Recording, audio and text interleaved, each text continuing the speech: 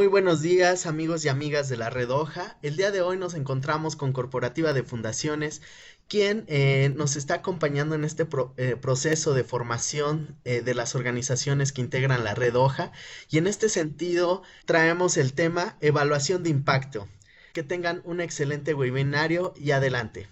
Hola a todos, mi nombre es Agustín Rodríguez Saqué, soy investigador asociado del Centro de Innovación Social de Alto Impacto y el día de hoy me toca acompañarlos por invitación de Corporativa de Fundaciones.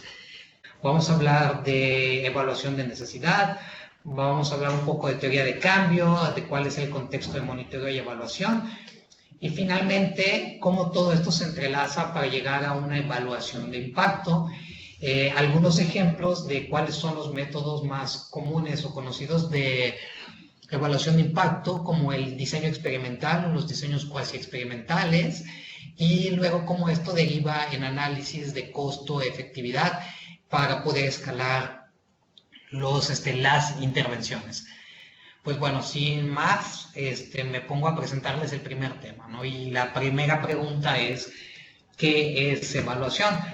Y creo que una de las cosas que es muy importante empezar a distinguir es que cuando hablamos de evaluación estamos utilizando un concepto muy amplio. Y este concepto como tal puede utilizarse para emitir juicios de valor. Una de las grandes diferencias o de los aspectos más importantes de una evaluación y de su diferencia entre la investigación y el monitoreo es que la evaluación se hace cuando queremos emitir un juicio de valor y podemos hacer la evaluación de un programa y particularmente la evaluación del impacto de un programa o de una intervención. Y de manera paralela y análoga a estos procesos ocurren las actividades de monitoreo. Vamos a entrar más en detalle sobre estos temas. Cuando hacemos evaluaciones, es importante también considerar que podríamos hablar de 4 aspectos de un programa a evaluar. Puede ser la pertinencia, puede ser la efectividad, puede ser la eficacia o la eficiencia. Pero también podríamos estar haciéndonos preguntas que sean de tipo normativo, sobre si queremos saber causa y efecto, o sobre simple y llanamente queremos describir algo del proyecto que estamos evaluando o que es nuestro interés. Entonces, también podríamos decir, bueno, ¿en qué momento nos interesa evaluar? Y dependiendo del momento en que queremos evaluar, podríamos tener evaluaciones formativas, prospectivas o sumativas. Pero bueno, todo esto hay que sintetizarlo de una manera en la cual lo podamos entender. Entonces, una forma que a nosotros en CISAI nos funciona muchísimo para poder explicar qué tipo de evaluación puede requerir una organización, puede requerir una intervención, es basándonos en el primer criterio o el primer set de criterios que les acabo de compartir, en términos de pertinencia, eficacia, efectividad o eficiencia. Y una manera en la cual podemos ayudarnos a entender a qué hace alusión cada uno de estos tipos de evaluación es a partir de preguntas orientadoras. Por ejemplo, si lo que te estás preguntando es cuáles son las soluciones implementadas y si estas soluciones están alineadas al problema social que identificaste, estamos hablando de una evaluación de pertinencia. O por ejemplo, sigue siendo una evaluación de pertinencia si queremos saber si hemos identificado una intervención adecuada para una población objetivo y si ésta es alcanzada. Moviéndonos a lo largo del proceso, también podríamos tener una evaluación de eficacia. Eficacia puede ser una palabra muy parecida a efectividad, pero acá el significado que le estamos dando a eficacia es cuando queremos saber si los objetivos que se plantea una intervención son alcanzados o no. Y la diferencia con una intervención, con una evaluación de efectividad es, ¿será que hemos logrado algún resultado en particular? ¿Hemos cambiado alguna situación? ¿Podemos atribuirle los cambios observados a la intervención que nosotros realizamos? Y finalmente, si lo que nos interesa es conocer la eficiencia, la pregunta que nos hacemos es: ¿cuánto nos cuesta cada unidad de mejoría lograda? ¿Es este costo algo razonable respecto a las alternativas? ¿Qué otras alternativas tenemos que generan impactos similares? Entonces, partiendo de estas preguntas, cada uno de estos tipos de evaluación puede utilizar distintas metodologías. Si nos fijamos en la tabla que está en la diapositiva, para cada tipo de evaluación podemos tener distintos usos de herramientas metodológicas. Por ejemplo, la pertinencia es algo que podemos indagar a través de metodologías como la evaluación de la necesidad y la teoría de cambio. De manera similar, la eficacia la podemos ver cuando utilizando metodologías de evaluación de procesos y con nuestras herramientas de monitoreo. Y cuando hablamos de efectividad, entonces la metodología o el concepto que empieza a aparecer es el de evaluación de impacto experimental o cuasi experimental.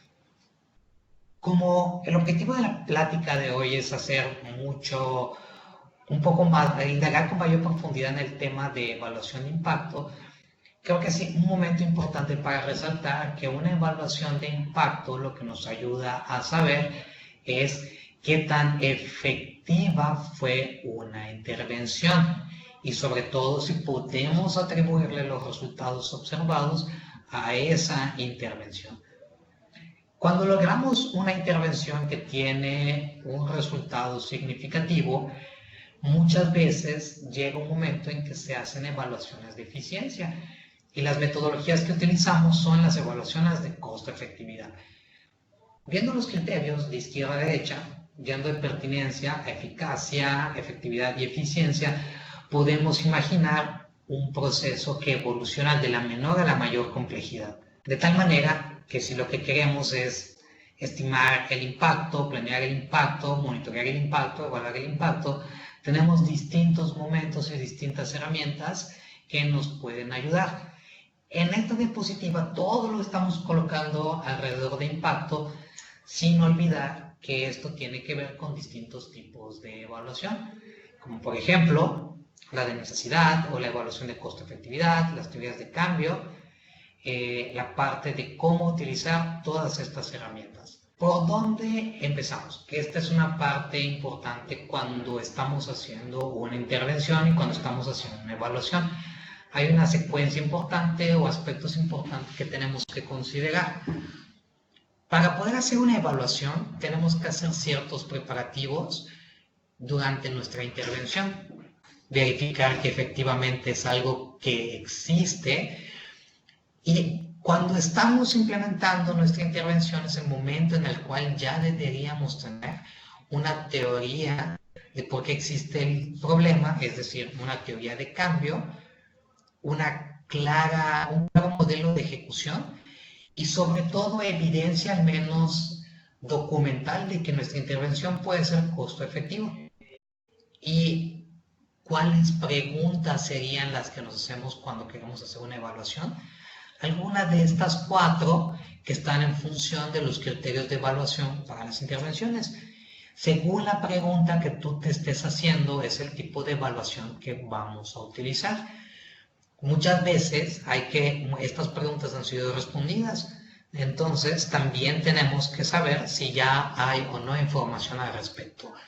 Establecer una hipótesis según el tipo de evaluación que nos interesa, elegir la metodología que sea más apropiada para diseñarla y determinar si en este caso vale la pena contestar la pregunta que nos interesa para esta evaluación, porque muchas veces hacer la evaluación puede ser un proceso caro.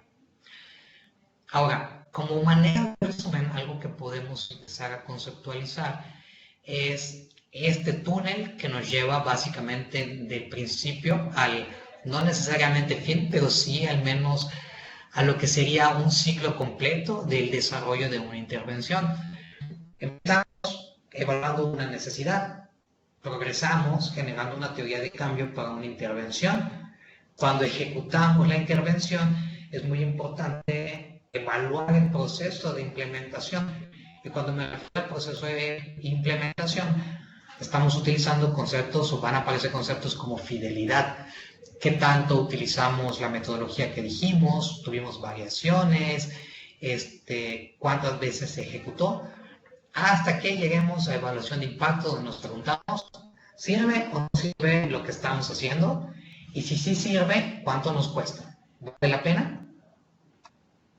Ahora, entrando un poquito más en detalle, la evaluación de necesidad, que es en este caso un proceso sistemático en el que nos interesa saber la naturaleza y el alcance de un problema social, quiénes lo experimentan, quiénes tendrían que ser atendidos y con qué tipo de servicio podríamos atender a estas personas. En la parte de abajo de esta diapositiva, pues podemos ver algunos puntos importantes que pueden ser aspectos que hay que determinar cuando hacemos una evaluación de necesidad.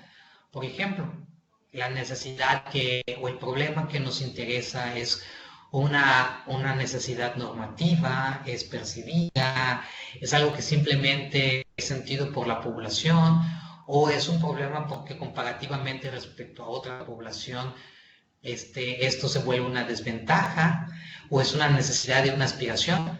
Son cosas que una evaluación de necesidad nos ayuda a contestar, nos ayuda a saber quiénes son las personas desde una perspectiva de individuos, familias, organizaciones, comunidades, condiciones.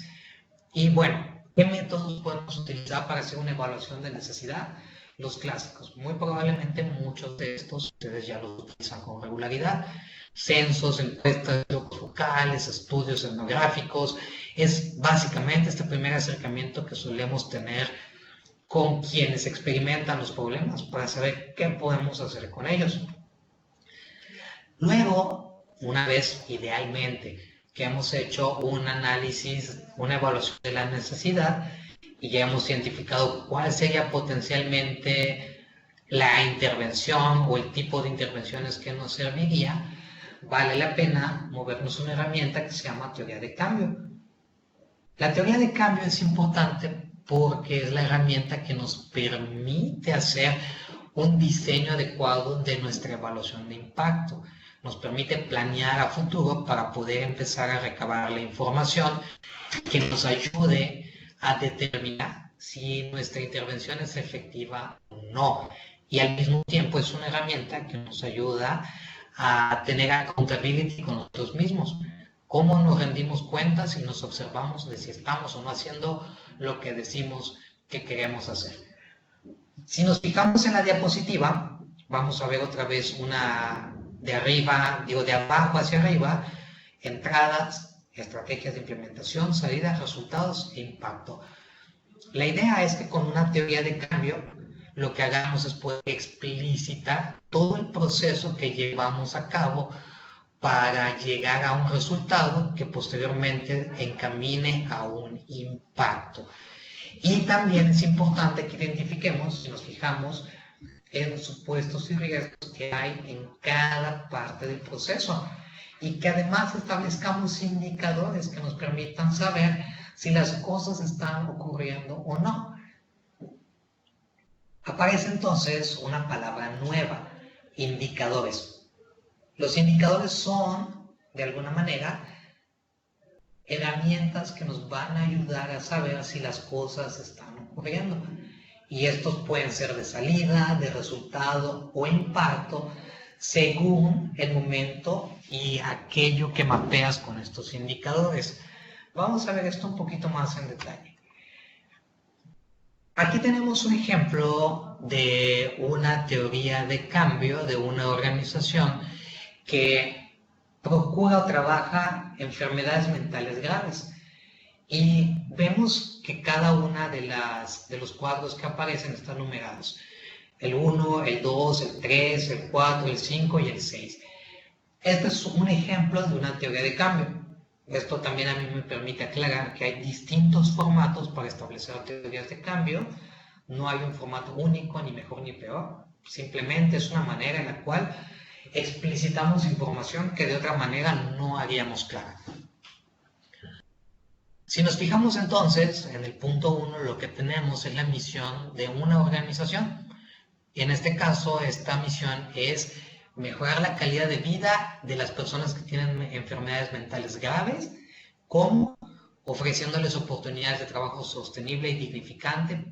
¿Por qué? Porque creen que esto va a mejorar su salud, su seguridad y les va a dar mejores relaciones sociales.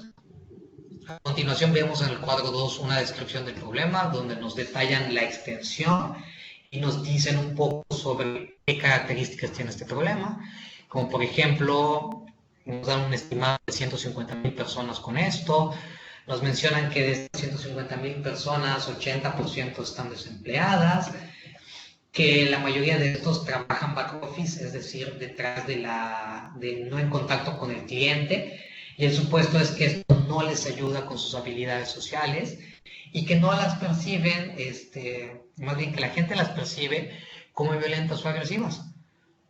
Entonces, esta organización lo que hizo es proponer una solución y dice, creamos una empresa social, Moltate, y en este caso, esta empresa social lo que va a hacer es generar apoyo para que personas con una enfermedad mental grave desarrollen habilidades para poder trabajar en contacto con la gente, front office. Queremos que se sientan valorados, parte de la sociedad, para que cambien las personas que estén en contacto con ellas, cambien su percepción sobre el problema. Ahora, si nos fijamos en el cuadro, están los supuestos. Y los supuestos son muy importantes porque nos ayudan a identificar cosas que muchas veces damos por sentado. ¿Qué cosas dan por sentado en este ejemplo? Que el trabajo es terapéutico para una persona con enfermedad mental y que por tanto si es terapéutico entonces le va a ayudar positivamente. Están asumiendo que cuando las personas con enfermedad mental trabajan directamente con las personas, esto asimismo tiene un efecto terapéutico del trabajo y que las hace sentirse valoradas. Todos esos son supuestos que se tienen para un problema como el que quiere atender esta organización. Entonces ellos dicen, ¿qué actividades vamos a realizar? Pues tenemos que hacer selección de personal, tenemos que seleccionar tanto negocios como capacitadores, tenemos que seleccionar a gente con enfermedades mentales, generar un tratamiento de capacitación. Cuando digo tratamiento en este caso es una intervención de capacitación y organizar acciones de venta, marketing, etc. Se espera que después de implementar este conjunto de actividades ellos puedan empezar a observar cambios en los principales actores y también en otras personas que están en contacto con la organización. Por ejemplo, ellos han dejado claro que algo que sería importante observar es que las personas con enfermedad mental grave mejoran sus competencias laborales y sus habilidades sociales y que tengan mayor autoestima. Esa es una de las cosas que se proponen, mayor beneficio, un beneficio terapéutico. Pero también que haya cambios en su independencia económica y en la reducción de su desempleo.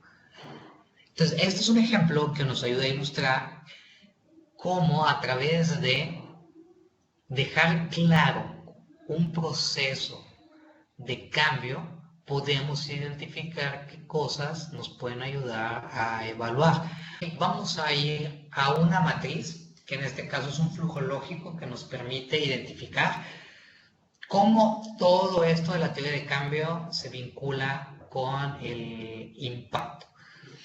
Cuando clarificamos en un diagrama de flujo nuestro proceso o organización, donde identificamos nuestros recursos, que digamos quién implementa, cuánto tiempo, cuánto dinero, qué equipo, qué material, tecnología, partners, etcétera, y luego cómo estos recursos son utilizados en distintas actividades como talleres, reuniones, actividades, servicios, y cómo esto a su vez genera los famosos numeritos o indicadores de salida.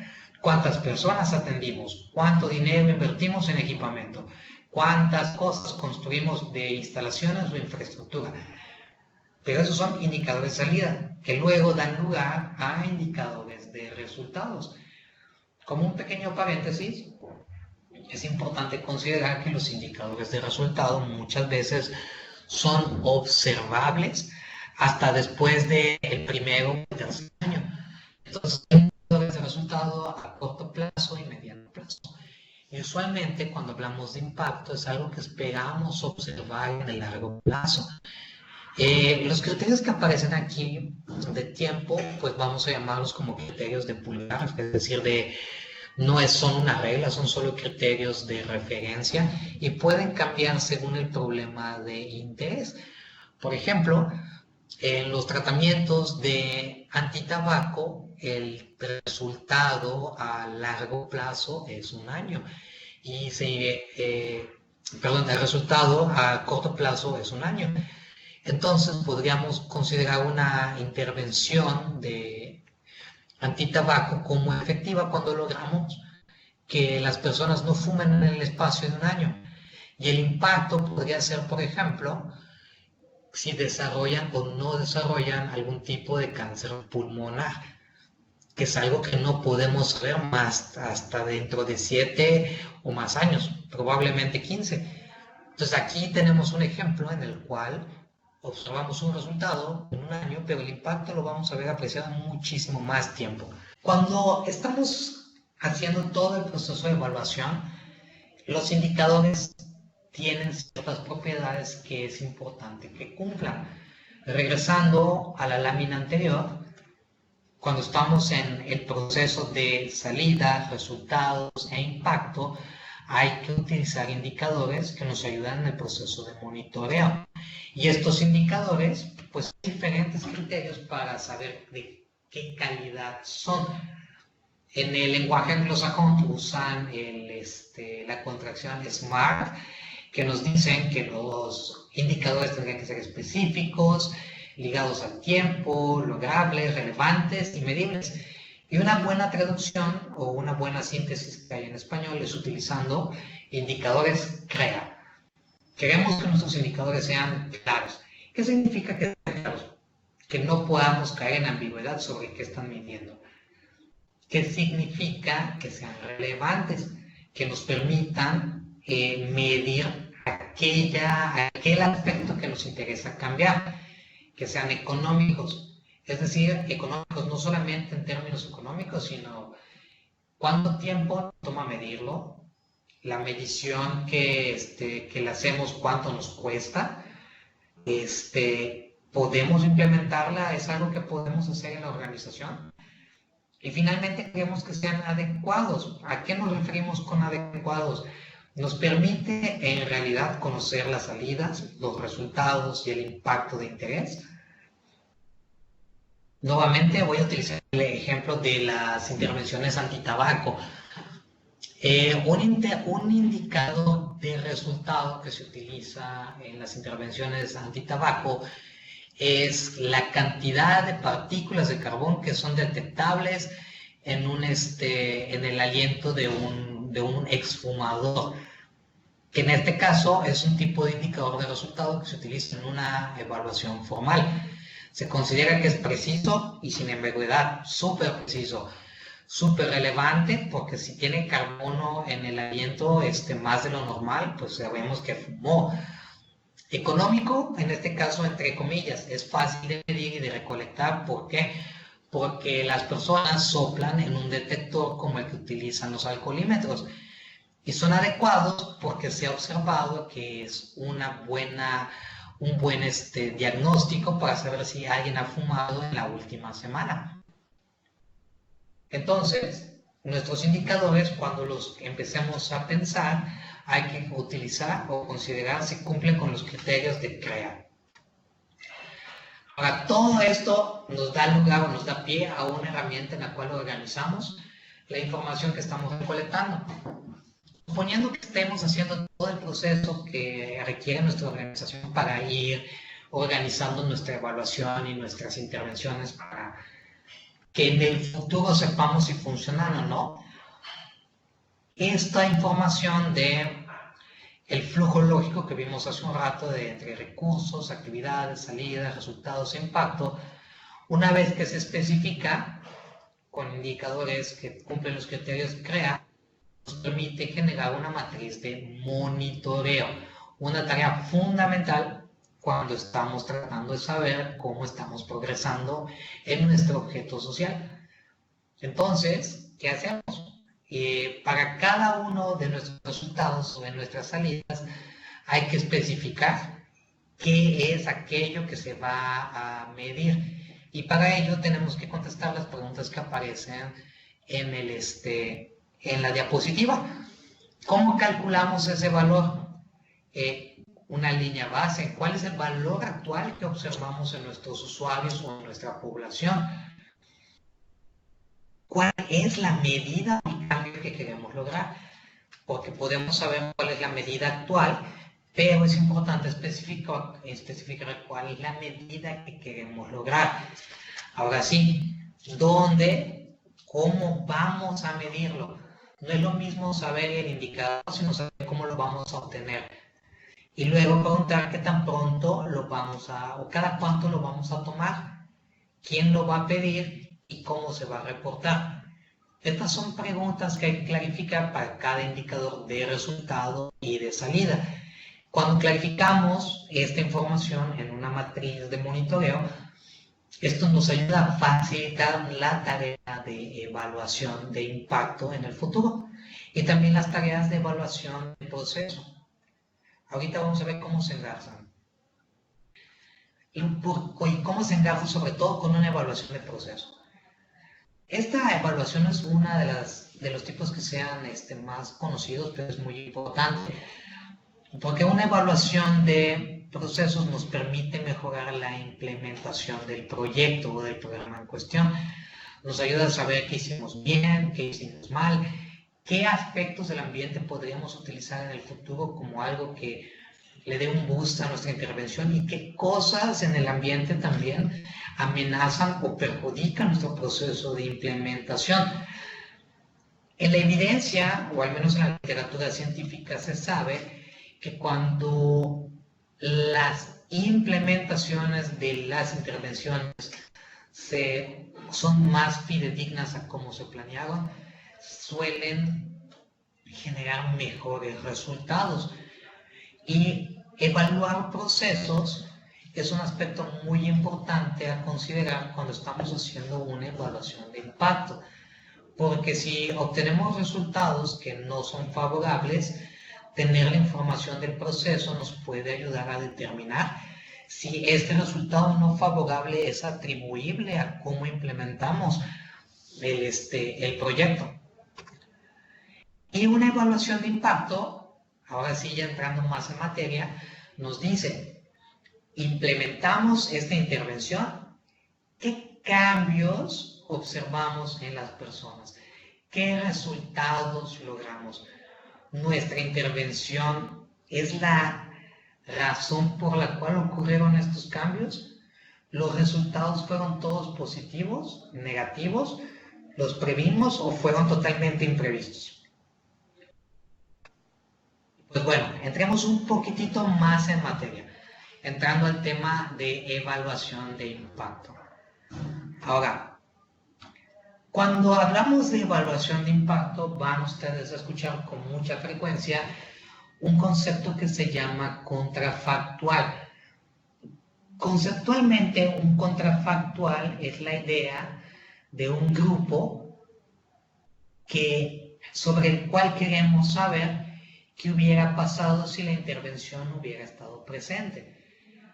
En un mundo ideal, podríamos, no en un mundo ideal, pero en un mundo totalmente platónico, podemos imaginar a una persona mismo que recibe la intervención y ver qué pasa con esa persona que recibe la intervención y regresar en el tiempo, no darle la intervención y ver qué ocurrió con esa persona. Entonces, un contrafactual es básicamente aquello que nos ayuda a responder qué hubiera pasado sin la intervención. Es decir, ¿qué pasa en comparación de tener o no tener la intervención? Esa diferencia entre el grupo contrafactual y el grupo de la intervención es lo que consideramos el impacto, que en la jerga de algunas otras disciplinas también se llaman tamaños de efecto. Ahora, ¿qué tiene que ver el impacto y el contrafactual? Nuevamente, Contrafactual es qué habría ocurrido si el programa no se hubiera implementado y qué habría ocurrido con los participantes. Algo que es importante es reconocer que no podemos observar al mismo tiempo a la misma persona que recibe y que no recibe el programa. Entonces, algo que ha ocurrido es que tenemos que buscar alternativas para generar un contrafactual. Y muchas de estas alternativas para generar un contrafactual es a partir de tomar un grupo que no recibe el programa, que básicamente es un grupo de comparación o un grupo control. Entonces, en evaluación de impacto, sabemos que nos interesa determinar un contrafactual para saber qué hubiera pasado si la intervención hubiera estado presente. Sabemos que este contrafactual nos ayuda a determinar el impacto, porque el impacto va a ser la diferencia entre un grupo contrafactual y el grupo de intervención. Y que para poder generar un contrafactual en la vida real, tenemos que seleccionar un grupo que básicamente no reciba la intervención. La gran pregunta es entonces, ¿cómo construyo un contrafactual? Y nuevamente, aquí tenemos limitaciones de tiempo y de dinero. Y también las limitaciones de tiempo y dinero te van a dar lugar a distintos tipos de metodología de evaluación de impacto que puedes utilizar.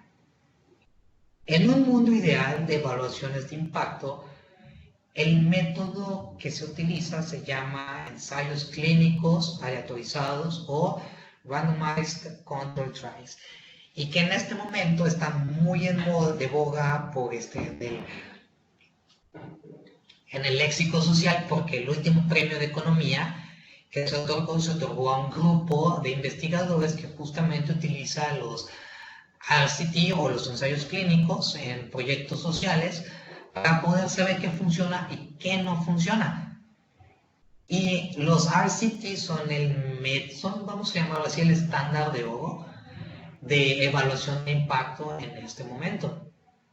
Y cuando tenemos un RCT, la manera en la que creamos el grupo contrafactual es a partir de asignar de forma aleatoria el tratamiento a las personas que son los candidatos de intervención.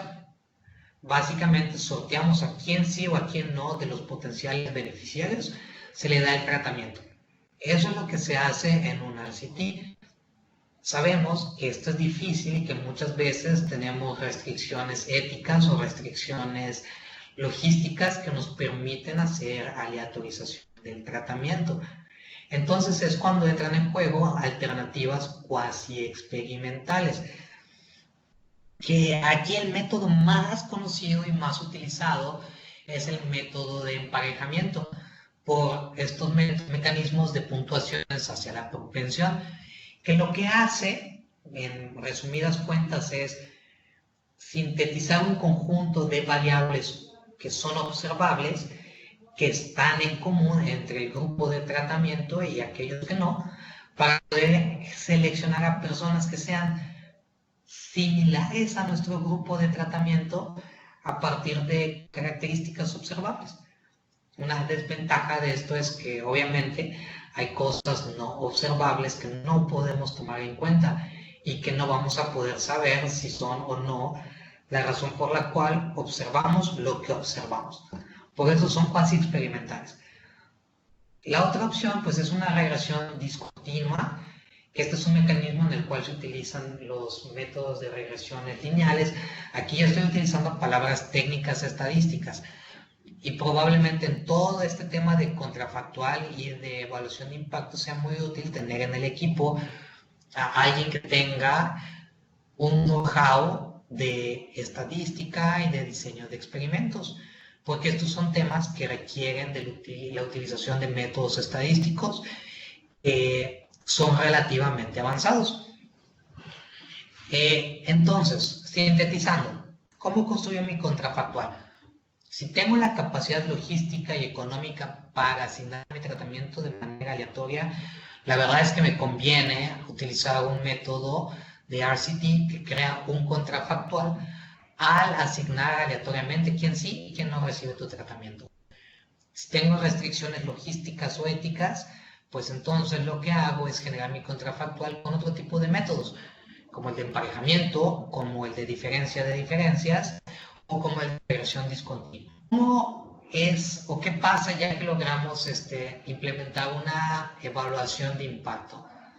Pues bueno, es importante dar lugar a una evaluación de costo-efectividad que vale la pena hacer cuando tenemos una intervención que ya observamos que fue efectiva, ¿sí? Entonces, cuando tenemos esto, lo que podemos observar en nuestro túnel de insumos o materiales a impacto, tenemos que en actividades e insumos podemos obtener nuestros costos, en salidas, productos y resultados observamos nuestros beneficios. Tenemos a continuación un ejemplo de una evaluación de impacto. Esto nos va a ayudar a clarificar las cosas. Esta investigación pueden ustedes encontrarla en internet a partir de buscar la literatura que aparece aquí citada, y se utilizó para poder saber si la presión de los pares afecta en inversiones educativas. ¿Qué inversiones educativas? Vamos a ver. Existe esta idea de que los adolescentes pueden tomar decisiones influenciadas por sus grupos de pares. Esto es algo que al menos en la cabeza del público, pues es aceptable, ¿no? Todos sabemos que hay cierto, no, que aceptamos que nuestros pares durante la adolescencia tienen influencia sobre nosotros. Pero ¿es esta influencia suficiente como para determinar las decisiones educativas que voy a tomar? Es justamente la pregunta que se hicieron en esta evaluación de impacto. En el contexto, lo que les interesaba ver era si la presión de los pares, o controlando la presión de los pares, era posible que los muchachos tomaran mejores decisiones educativas. Vamos a ver cuál fue el experimento. Esto se realizó en Estados Unidos, en Los Ángeles, entre el 2013 y 2014, y lo que se hizo fue básicamente ofrecerle a los adolescentes un curso gratuito preparatorio para un examen que se llama SAT. El SAT es el examen que los preparatorios en Estados Unidos para poder ingresar al college y que básicamente les da o no la entrada a distintas universidades. Entonces, el tratamiento que ellos están intentando dar es ofertar cursos, cursos de preparación para el SAT de manera gratuita a estudiantes que tengan condiciones condiciones desfavorables. Pero la pregunta aquí es, ¿cómo logramos que estos muchachos acepten el curso y que lo tomen para maximizar su posibilidad de entrada al college o a la universidad? Y entonces lo que ellos hicieron fue decir, bueno, vámonos a escuelas vulnerables de los Estados Unidos, vamos a tomar 4 escuelas que sean vulnerables en Los Ángeles. Como sabemos que inclusive en las escuelas hay clases estándar y en el contexto estadounidense hay clases avanzadas, también tenemos que tomar en cuenta si los estudiantes son de clase estándar o avanzada. ¿Y cuál va a ser el tratamiento? A todos los estudiantes les vamos a ofrecer un curso de preparación para el examen SAT. ¿Con qué diferencia? Que en algunos salones les vamos a poner en la hoja de inscripción que nadie se va a enterar de que ellos están aceptando tomar el curso de preparación para el examen SAT. Y en otras, el grupo control se le iba a decir que sus compañeros de clase podían enterarse de que ellos iban a tomar el examen SAT, o más bien el curso de preparación para el examen SAT. Hicieron lo mismo para los estudiantes de clases normales y los estudiantes de clase avanzada. Entonces, lo que hicieron fue decir, ¿Será que haya una diferencia en cuántos estudiantes se inscriben al curso gratuito en función de si les aseguramos que esto va a ser una decisión privada o les decimos que no tenemos capacidad de mantener privada la información? Pues resulta que lo que encontraron fue lo siguiente. Vamos a ver unos resultados como los que vemos acá.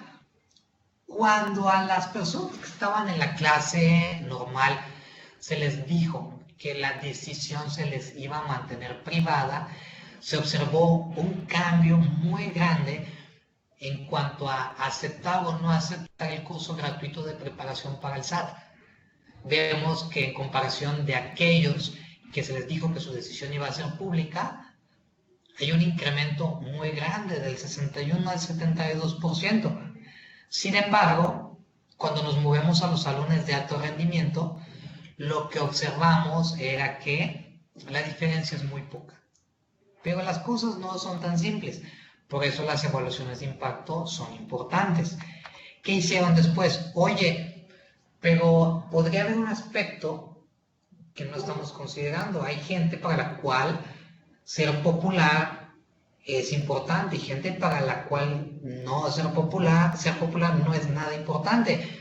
Esa puede ser una variable que haya que considerar en nuestra intervención. ¿Qué ocurrió?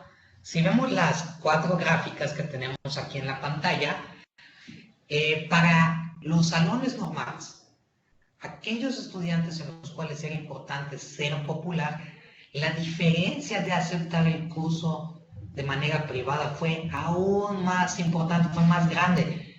Vean cómo del lado izquierdo, en el 77%, es los estudiantes de clase normal, para los cuales ser popular es importante. Cuando su decisión es privada, el 77% acepta el curso de preparación, mientras que cuando su decisión es pública, el 67%.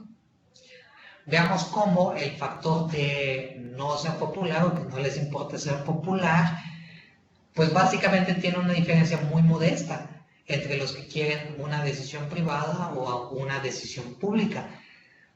Y podemos ver también que un efecto interesante ocurre en los salones de alto rendimiento. Para aquellos que es importante ser popular, la decisión pública incrementa la aceptación, mientras que para aquellos que no es importante ser popular, básicamente es indistinto si la decisión es pública o privada, 91 contra el 90%. ¿Por qué esto es importante? Porque ayuda a las autoridades escolares a determinar cómo ofrecer ayuda de manera más efectiva. Con los resultados que tenemos o que mostramos previamente, las autoridades pueden empezar a determinar que para aquellos estudiantes que están en las clases regulares, pues es más beneficioso que sus decisiones las tomen de manera privada. Y curiosamente, con los de alto rendimiento, probablemente la decisión pública sea algo que los ayude a aceptar más el apoyo para preparación en el examen. Nuevamente, vamos al esquema de preparación. El método que utilizaron en este estudio es un método de ensayo clínico aleatorizado. Es un muestreo, es un diseño experimental. ¿Por qué es un diseño experimental? Porque quienes revisaron esta información o esta intervención estuvieron en la capacidad de asignar de manera aleatoria la intervención. Con esa asignación aleatoria, ellos crearon su contrafactual y pudieron tener un mecanismo de comparación para saber qué hubiera pasado o qué no hubiera pasado si reciben la intervención. Y con esto, pues me permito concluir. Pues muchas gracias por esta grandiosa información que nos acabas de brindar. Y pues amigos y amigas, les recordamos que nosotros en la Red Hoja contamos con mayor información también en nuestro canal de YouTube, donde nos pueden encontrar este webinario y muchos más, y también que nos visiten en las redes sociales, tanto de Corporativa de Fundaciones como de la misma red. Agradecemos su participación y su escucha. Que tengan un excelente día. Hasta luego.